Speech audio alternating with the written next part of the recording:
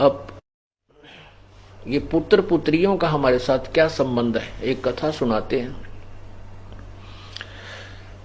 एक ग्राम में दो भाई थे।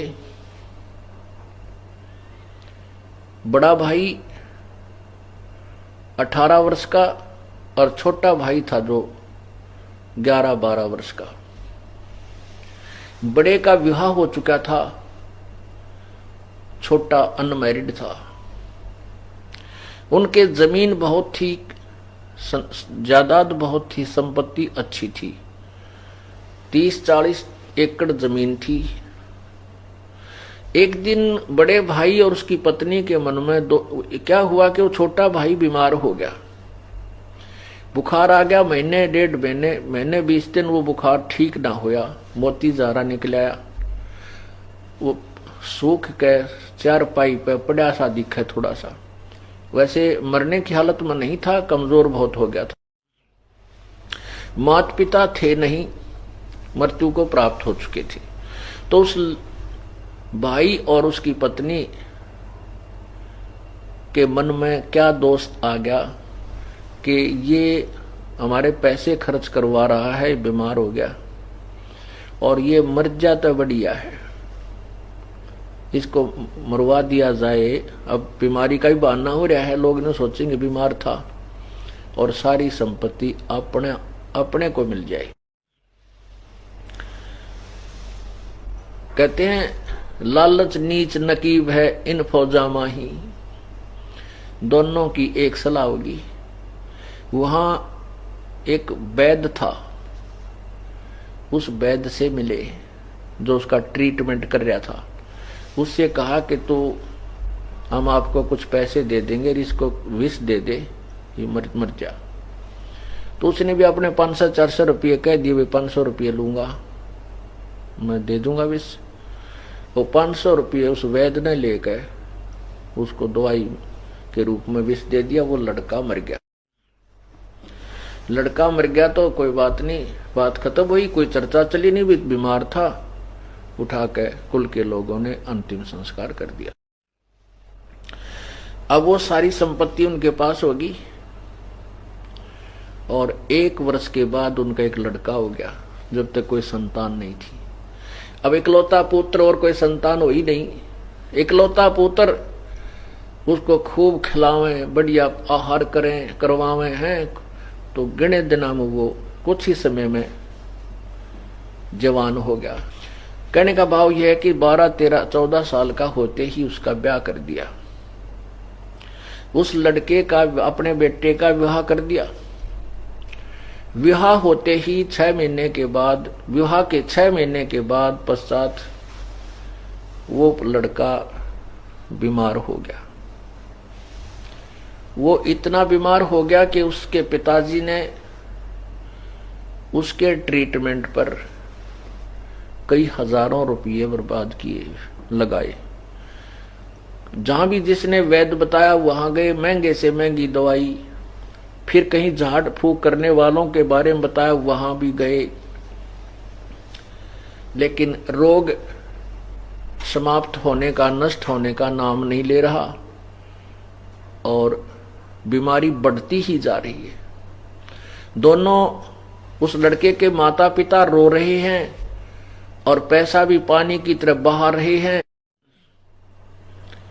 और लड़का सूखता जा रहा है, कमजोर, वीक होता जा रहा है। एक दिन दोनों, उसके माता पिता व उसके पास बैठे और बच्चे के मुंह की तरफ देख रहे। उस लड़के ने कहा अपने भाई का नाम लेकर के, भाई साहब मेरी बात सुन ले। अपने पिता को, उस लड़के ने अपने पिता से कहा कि भाई साहब मेरे आखिरी वचन सुन ले। अब उनको ये पक्का हो गया कि लड़का तो मरेगा, जब हमें पहचान नहीं रहा, मुझे भाई कह रहा है बाप को। तो उसका पिताजी कहने लगा, बेटा मैं भाई नहीं तेरा पिताजी हूं। बोला ना, तू मेरा बाप है। बाप नहीं है, तू मेरा भाई है। तो वो कहता, नहीं बेटा तू पहचान नहीं रहा, मैं तेरा बाप हूं ना, तू मेरा भाई है। सुन ले मेरी बात। कि मैं तेरा वो छोटा भाई था जिसको तूने विष देकर मरवाया, और कहा भाई साहब मेरा और तेरा हिसाब बराबर हो लिया,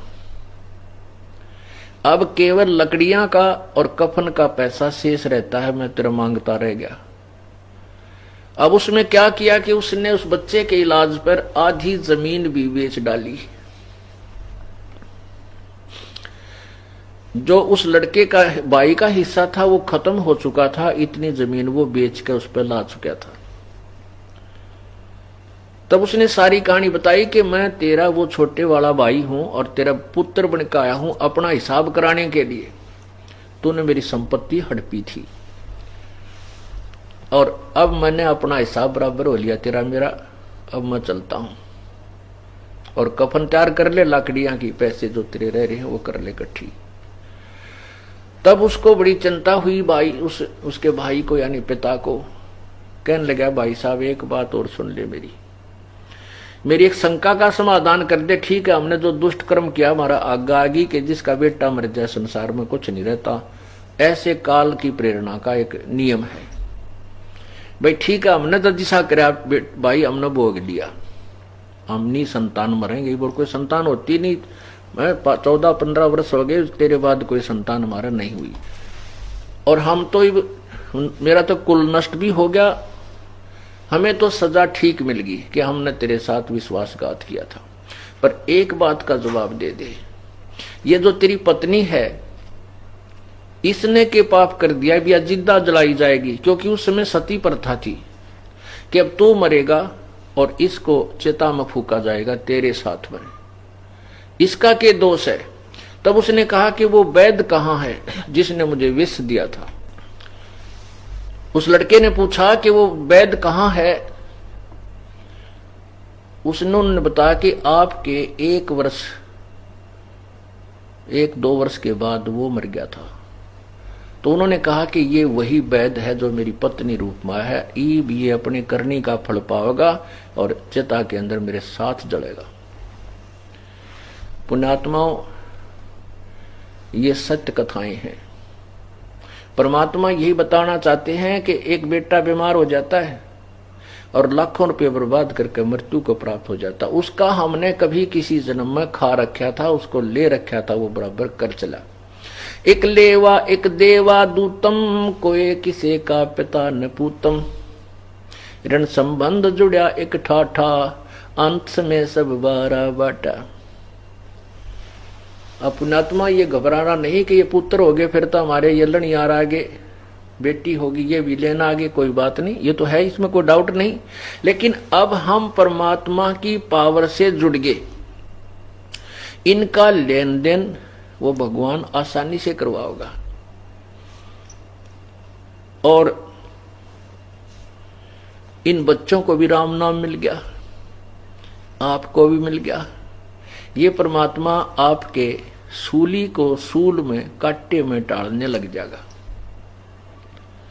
क्योंकि आप परमात्मा की पावर से कनेक्टेड हो गए। जैसे एक तो हम हाथ से सानी काटा करते, पशुओं का जो चारा था एक चक्कर वाला गंडासा होया करे, अब भी है वैसे, सबके तो मोटरें नहीं लगी हैं, तो फिर वो हाथ से ऐसे काटा करते हैं। और एक जना उसमें वो गहरे लाया करता चारा काटने के लिए, उसके प्रणाल से में 1-2 जने लग कर, कितने कठिन काम था।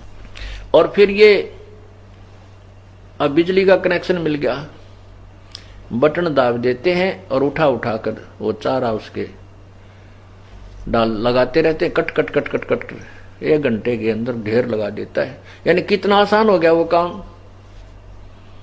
पहले चाकी पीसा करते 1 घंटे तो मंडी रहती बुढ़िया, और कितना 2 किलो नहीं पिस के देता, और अब बटन दाब देते हैं बिजली की पावर से, कोई आटा 1 घंटे में ढेर सारा पीस कर रख देती है। तो ऐसे ही आपको परमात्मा की शक्ति यानी बिजली का कनेक्शन मिल गया। आप ये चिंतित ना होना, अब तो ये तो है, इसमें तो कोई शक नहीं, बेटा और बेटी हमारे पिछले संस्कार से जुड़े हैं, ये नो डाउट।